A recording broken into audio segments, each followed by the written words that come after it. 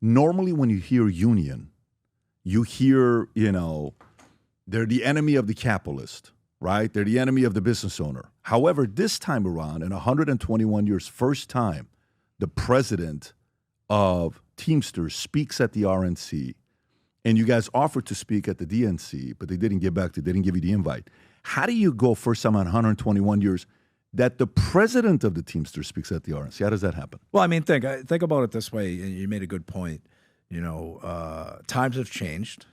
Our membership is very diverse. Political positions historically were with Democrats. I'm a Democrat, but I'm not a far left Democrat, and our members have been changing political affiliations. So our goal was always to work bipartisan across the aisle to get some things done in this country, and that's why we spoke at the RNC. They invited us. I would have gave that same exact speech at the DNC if we were invited. It wasn't a partisan speech at all. It was about American workers and how valuable we are. But you made a good comment earlier about capitalists always kind of shied away from us, and we were an impediment to what their agenda was. I don't look at it that way now. I look at it as we're their conscience moving forward. They're making a lot of money. They don't reward the people that make them the success they are. So I look at it as we're their conscience now, not an impediment. Well, let me ask you this. Do you believe a capitalist can do anything to never need a union? No, there's always a need for a union. There's no doubt. It's just a matter of, the capitalist society looks at unions as, we're the checks and balances, right? So if we're in the middle and we're negotiating a contract, we're representing their workers. They're control freaks for the most part, and they don't want to have to answer to anybody but themselves and their stockholders. This is the capitalists, 100%. And, they're going to fight and kick and scream to keep us out, but, we've proven, we've organized 90,000 new members in 3 years, my union alone. And it's because of, people are sick of the corporate greed. They're sick of being, a victim to the bottom line of a balance sheet. And, I tell you, during COVID, you always look for a positive situation that comes out of a bad situation, right? And COVID, especially in the Teamsters Union, my union, we're 1.3 million members. We represent everybody from airline pilots to zookeepers. And through the pandemic, we provided goods and services through this country, whether it was delivering packages, medical supplies, whether it was flying medical supplies all over the country, whatever the case was, Teamsters were in there picking your trash up. So we were deemed essential workers. And we were deemed as heroes during that time. We love the Teamsters Union. We love our UPS driver. We love, our trash people. We love the people that are stocking the shelves.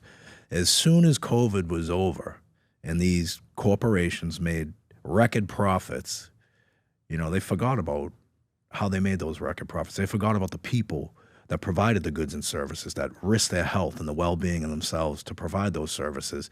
And we've done a great job of reminding corporations and America on how valuable the American worker is, how valuable the unionized workforce is. And I'm excited, I'm proud, and we have done a lot of good work in this country. We're going to continue to do a lot of good work, and you're always going to get people that disagree with you, that don't like what you're doing, but that's an insecurity on their part. They should embrace the reality. We're not going away, and we're going to be around forever. And it's interesting when you say insecurity, because for you, the story I hear, and I'd love for you to validate the story, is when you guys first gave the story to the RNC, what speech you were going to give, they came back and they said, hey, these couple things are not going to work. You can say, I'm not going to do it. Yeah, so what happened was, preparation for RNC, and I'm going to tell you, it was all new to me, right? So my team, myself, we worked on the speech for about 6 weeks prior to the actual week before the RNC when you had to submit your speech. And, we were working on it 4 or 5 hours a day, and I'm a control freak. I need to know exactly what's going on. I'm like, that does not sound like me. We're taking that out. So when we get the final draft done, we send it over to the RNC, and they come back with all these edits. And I'm like, we're reading it, my team and I, we're going through it. And I'm like, I'm not giving that speech. And they were making suggestions, too, on what we should be saying and not saying. So I reached out to Susie Wiles at the time, and I said, look, I'll be honest with you. I appreciate the invite, but I am not going to say something I don't mean. And she's like, what are you talking about? I said, they want me to change my speech all around. She goes, Sean, you know what? Just call call Trump and tell him what's going on. So I called Trump and I said, look, all due respect, I'm not changing my speech. He's like, this is exact words, Sean, I don't give a fuck what you say. Say what you want. And I'm like, all right. And that's a true story. And I went there and I delivered the speech. And it was funny when delivering the speech, you know, you're talking to a crowd that really hasn't embraced us. And, you know, I went up there originally and it was like 2 days prior to that he got shot.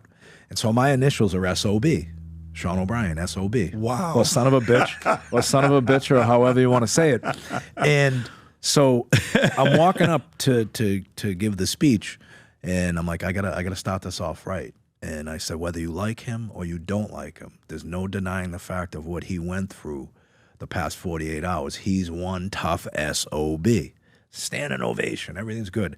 And then I start whacking capitalism. I start whacking corporate America. You're funny. Right? So then you win him over first. Yeah, win him over, bring him in, give him a hug, and then slap him, right? And so when I'm watching the dynamics and, you know, the opening statement, that I'm getting all these claps and accolades. And then after I start whacking, you know, some of these corporations and all this stuff, like they were looking around, they were confused whether they should be clapping or not clapping. It was actually pretty comical, but all in all, I mean, I had a blast. Who'd you run into there? Like, who came to you and said, "Great speech, Sean"? Like, actually, like capitalists. Oh, there was corporations there that we deal with that, you know, we have good relationships with. Like United Parcel Service was there, McDonald's, for instance. They're big supporters of Republican Party, but we have a huge presence of delivering and supplying McDonald's. So they came like, hey, that was a great speech. You know, and there's a lot of responsible people that were there. But, you know, there's some people that were giving me the stink eye the next day, you know, walking around in Wisconsin. So I want to go a completely different direction with this interview. And of course, I want to know, you know, all the other stuff. 'Cause I know the story. It's an incredible story, remarkable story. But, you know, I've had a lot of mobsters on the podcast. I've had Sammy the Bull, Frank Collada, Michael Francis, you know, Phil Leonetti, Ralph Natal, John Alit. I've had all these guys. I've had John Gotti Jr. on. We just had dinner a couple weeks ago in Boca. I've had those guys. I've had the business guys. I've had the politicians, right? And I kind of watch everybody. And I watch you and I ask the question, I'm like, this guy's a president of the Teamsters, okay, youngest. Your father was a member of Local 25. You're fourth generation, if I'm not mistaken. Yes, sir. Right? Mm-hmm.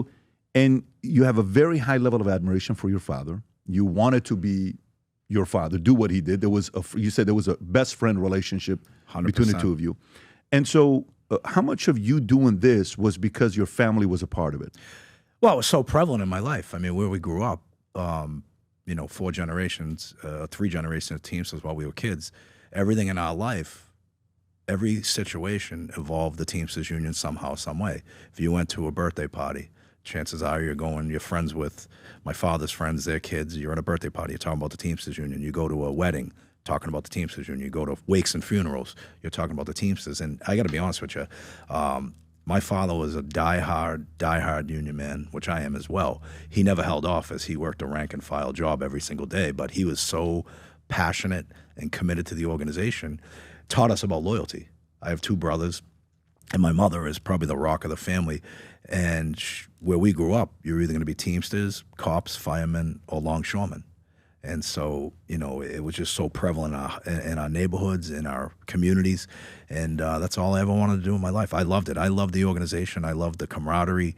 And I love the fact that through the good times and the bad times growing up, that organization never wavered. The Teamsters Union never wavered on us, my family, or the community. So I'm like, this is what I want to do. This is who I want to be. Nowadays, more than ever, the brand you wear reflects and represents who you are. So for us, if you wear a Future Looks Bright hat or a Valuetainment gear, you're telling the world, I'm optimistic. I'm excited about what's going to be happening, but you're a free thinker. You question things. You like debate. And by the way, last year, 120,000 people got a piece of Future Looks Bright gear with Valuetainment.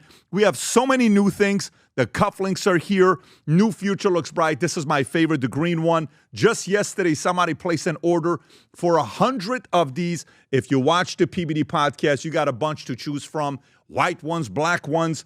If you smoke cigars and you come to our cigar lounge, we have this high quality lighter cutter and a holder for the cigars. We got sweaters with the Valuetainment logo on it. We got mugs. We got a bunch of different things. But if you believe the future looks bright, if you follow our content and what we represent with Valuetainment, with PBD Podcast, go to vtmerch.com. And by the way, if you order right now, there's going to be a special VT gift inside just for you. So again, go to vtmerch.com, place your order, tell the world that you believe the future looks bright. If you enjoyed this video, you want to watch more videos like this, click here. And if you want to watch the entire podcast, click here.